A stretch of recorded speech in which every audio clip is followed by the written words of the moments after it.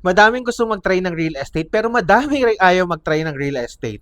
Hi, I'm Lance, your licensed real estate broker. So paano nga ba kumikita yung mga real estate brokers in real estate selling? Pag-usapan natin 'to, pera 'to, eh. 'Di ba gusto mo 'yan? Bago tayo mag-proceed sa real estate selling, kailangan natin maintindihan na meron dalawang types when it comes to real estate selling. Number one will be Project selling, yung number two will be general brokerage. Pero this time, we will be focusing on project selling. Under project selling may tinatawag tayo na yung in-house sellers at saka yung freelancers. So ano ba yung difference ng dalawa? Doon muna tayo sa work setup. Kapag ka in-house seller ka, basically hindi mo totally hawak yung oras mo kasi si company nagbibigay sila ng manning and site duties wherein kailangan mong pasukan yon. Otherwise, babawasan nila yung allowance mo because of your absence. Kapag ka freelance ka naman, basically you have the freedom kung kailan mo gustong magbenta.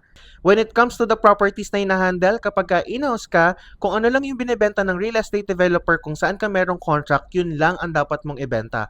Otherwise, you will be tagged as moonlighters, which is very unethical. Kapag freelance broker ka naman, you have the opportunity to offer all the available properties in the market. Kaya lang ako kasi, as per my experience, kailangan meron kang favorite project at meron ka ding favorite location para mas madali kang makabenta. When it comes to income opportunity naman, kapag ka nasa in-house ka, mas mababa yung commission rate mo, like 2.5 to 4%. So kung makabenta ka ng worth 4 million with a 2.5 commission rate, ang commission mo doon will be 100k.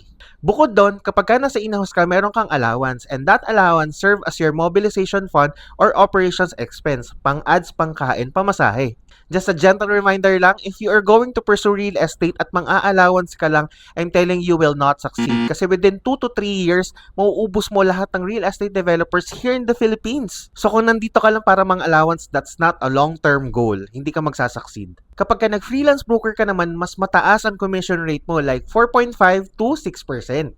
So for a 4 million worth of sale, ang 4.5 commission mo doon will be 180k.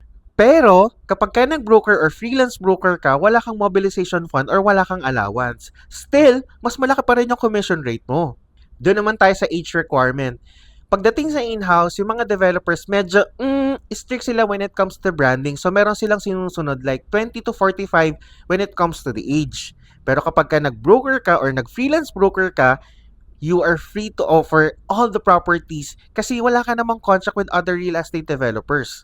So here's an illustration working as in-house and as freelance broker. Both in-house and freelance broker has risks and pros and cons.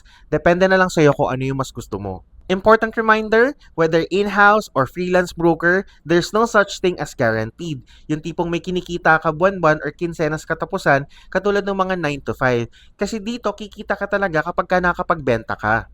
Got real estate questions? Tanong lang kayo sa comment sections and I'll do my best to answer it right away. And i-follow mo na rin ako para naman mas ganahan ako gumawa ng ganitong video. This is Lance, your licensed real estate broker, reminding you to always do smart living. See you!